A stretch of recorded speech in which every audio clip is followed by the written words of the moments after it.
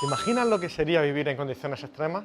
Y no me refiero a vivir sin cobertura para el móvil, me refiero a vivir continuamente por encima de 40 grados, por debajo de cero, o casi en ausencia de agua, o en un ambiente con una radiactividad altísima. No, ¿verdad? Pues algunos organismos lo han conseguido. En este vídeo te vamos a contar cuáles son estos organismos y también te vamos a contar cómo hemos sabido aprovecharnos de uno de ellos para hacer que la ciencia no deje de avanzar.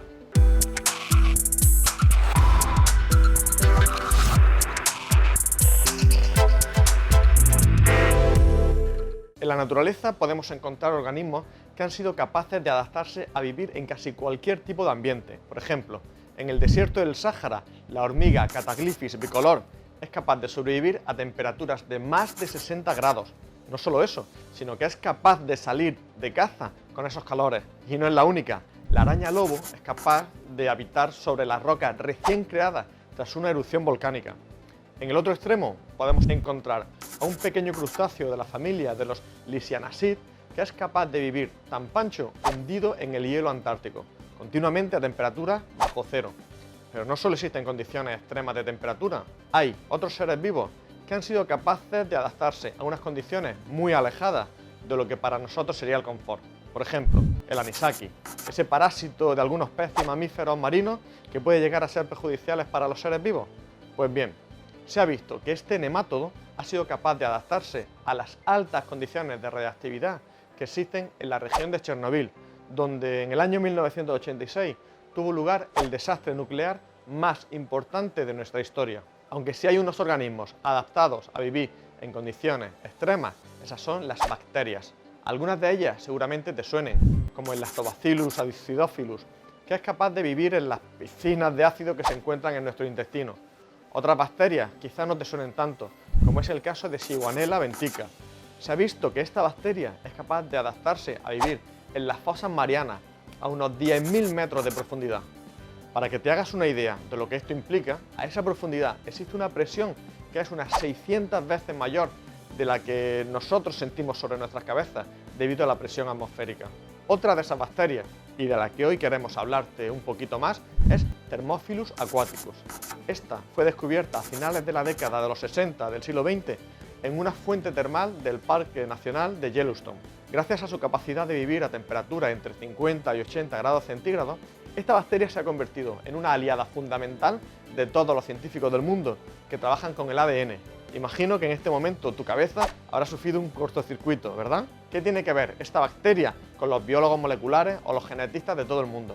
Pues verás, esta historia comienza en el año 1979, cuando un joven bioquímico estadounidense llamado Kary Mullis empezó a trabajar para la empresa biotecnológica Cetus Corporation. 14 años después, Kary Mullis se convirtió en la primera persona que, trabajando en una empresa privada, consiguió el premio Nobel en química. Todavía, hoy en día, en el año 2020, nadie ha vuelto a conseguir algo así. Nadie, trabajando para el sector privado, ha vuelto a conseguir el mayor galardón que concede la ciencia. Así que imagínate la magnitud de su logro. Pero ¿qué es lo que hizo este científico excéntrico y nada convencional? Lo que él hizo fue desarrollar una metodología llamada PCR, acrónimo en inglés de la reacción en cadena de la polimerasa.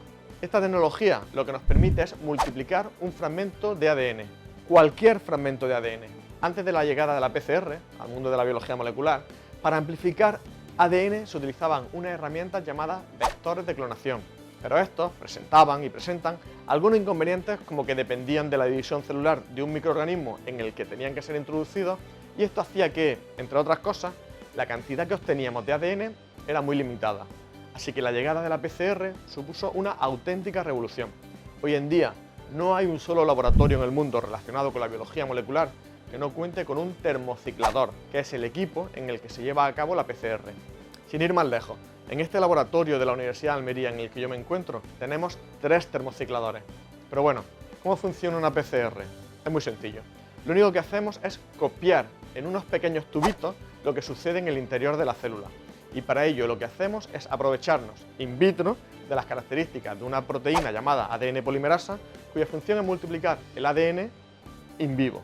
Es decir, hemos cogido la proteína que multiplica el ADN de cualquier organismo y la hemos puesto a trabajar a destajo en el laboratorio.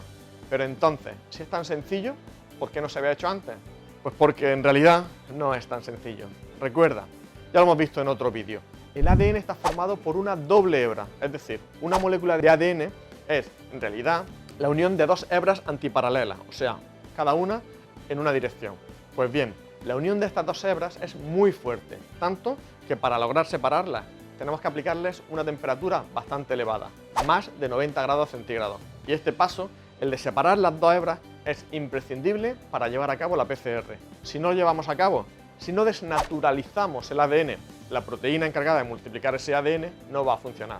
Así que, si no calentamos, la proteína no puede llevar a cabo su función, pero si calentamos mucho, la proteína se desnaturaliza, como cualquier otra proteína, y deja de funcionar. Nos encontramos entonces en un callejón sin salida, ¿verdad? Pues no. Aquí es donde entra en juego Carimulis y aquella bacteria, Thermophilus aquaticus, que hemos dicho que se encuentra tan a gusto en las fuentes hidrotermales del Parque Yellowstone. Y es que era lógico pensar que su ADN polimerasa, la proteína que multiplica su ADN, el ADN de esta bacteria, no tuviera ningún problema en sufrir los calentones necesarios para desnaturalizar el ADN. Y esa fue la idea feliz que un día alumbró al bioquímico estadounidense y que le valió el premio Nobel.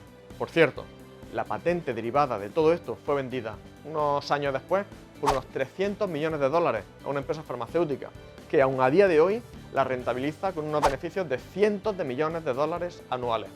Aunque cuando repetimos esto una y otra vez no lo hacemos en términos económicos, está claro que la ciencia es rentable.